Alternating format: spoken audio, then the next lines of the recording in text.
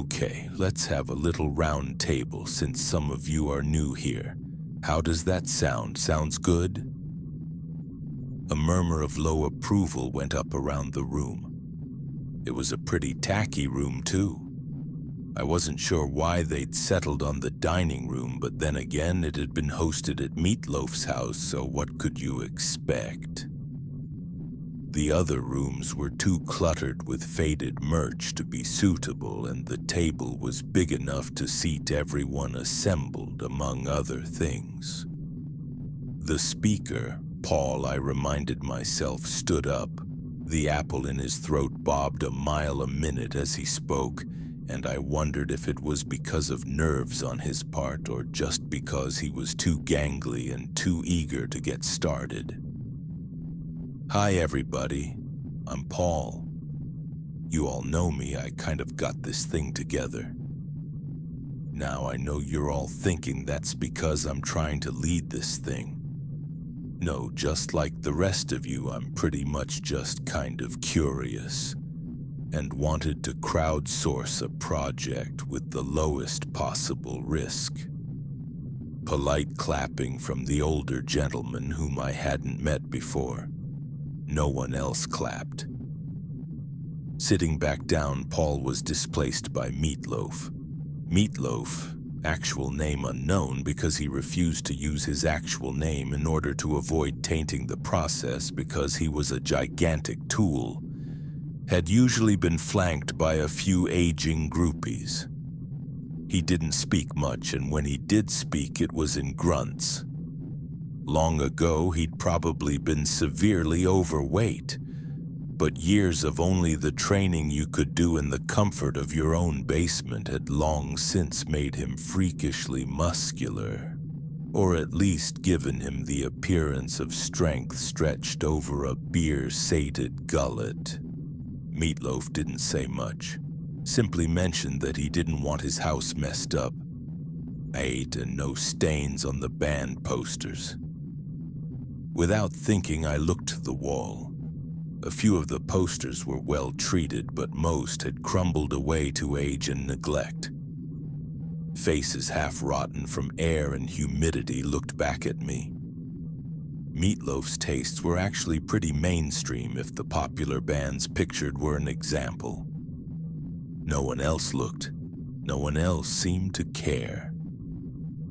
Slouching back into his chair with a growl, Meatloaf turned and clapped his hand on the guy to his right. This guy clearly just wanted to sprint out of here, but was held in place because he wanted to see the process through. He just hated everyone else around him. He got up, dusted his tie off. His tie was immaculate.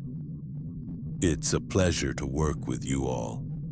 I hope this is the beginning of something mutually profitable for all of us.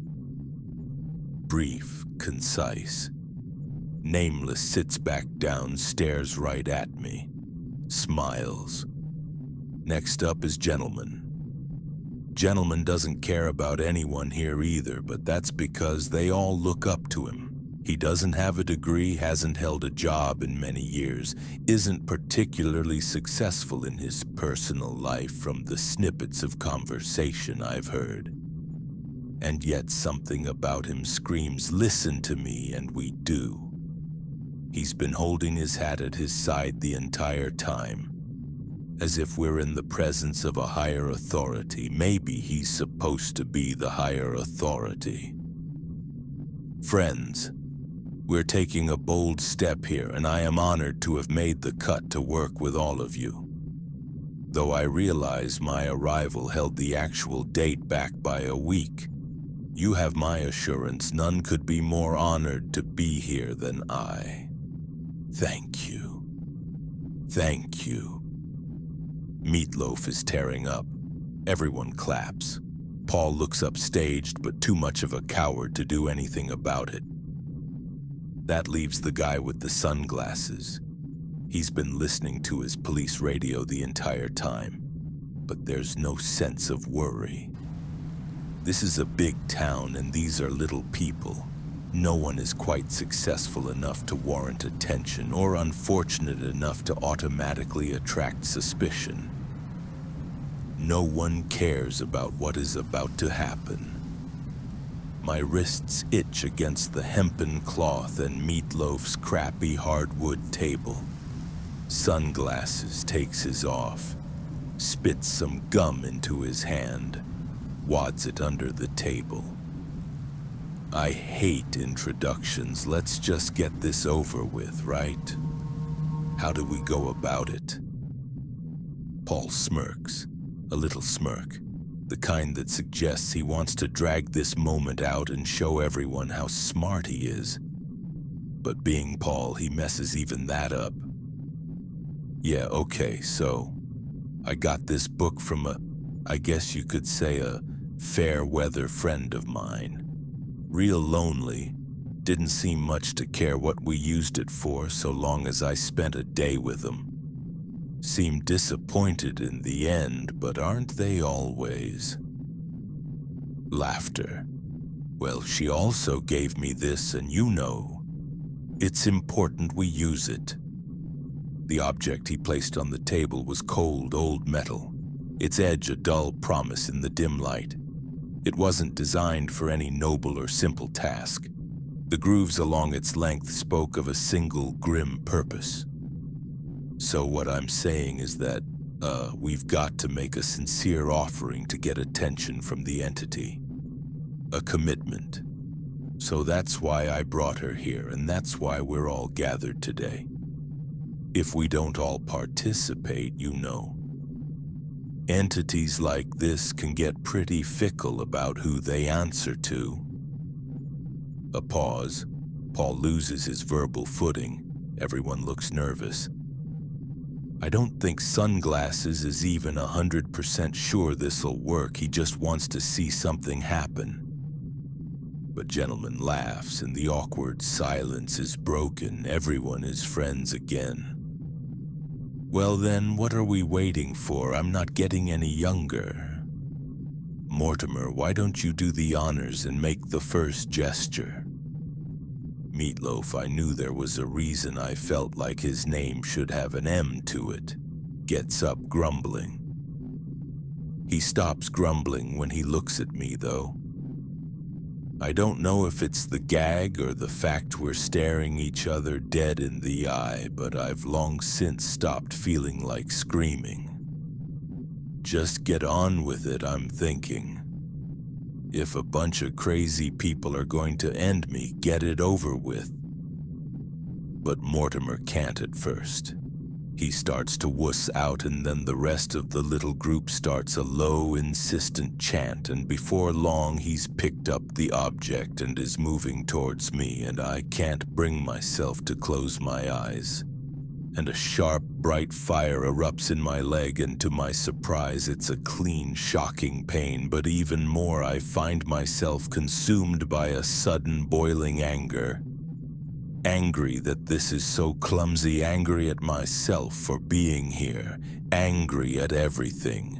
Nameless is sharing a shaky chuckle with Meatloaf, who is struggling to pull the object free. To both of their surprise, it's lodged deep. And at that exact moment, it strikes me that no one in the room could properly tie a good knot.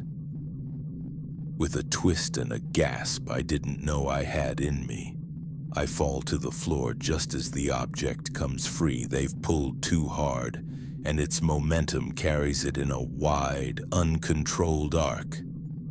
There is a thick, wet sound entirely wrong for the room, and Nameless makes a short, choked sigh before folding to the ground, a dark, spreading shadow at his collar. There is a moment that seems like an eternity where we eye each other up. I can tell the rest of them are weighing options. Call the cops. Hello, officer. We were just discussing a project when this woman had an unfortunate accident. They realize that's not going to fly, at least not today. And I've already lunged for Gentleman since he needs a cane. Everything becomes a roaring, tangled melee of shouts and grunts and the sound of things breaking and bodies hitting the floor. I forget everything but the movement, the struggle, the deep, urgent need to not be the one who ends up still. Flailing around and winded after what felt like the second hard impact, I don't think I managed to do more than unbalanced gentleman who tumbles with an almost ceremonial dignity, his head striking the table leg with a final hollow knock. Paul trips over the dark pool left by Nameless. Meatloaf grapples with sunglasses while yelling obscenities about the police. And in the frantic, close confusion, a deafening sound, sharp and short, fills the room once, then twice more. Meatloaf's shouting stops. An unpleasant metallic silence fills the air, and I'm cold and very suddenly alone. And I realize that no matter what I say, I'm just as doomed as when this started. All because I couldn't move my shopping cart fast enough. My heart began to beat incredibly fast, the anger wavering in between sheer terror. Before I notice it, at the corner of the room, a shape darker than the shadows, of a color that hurt the eyes to define. Its form seemed to shift without moving, suggesting limbs and angles that belonged to no natural creature. It did not judge or seem amused. It simply observed, its presence soaking into the still air of the room.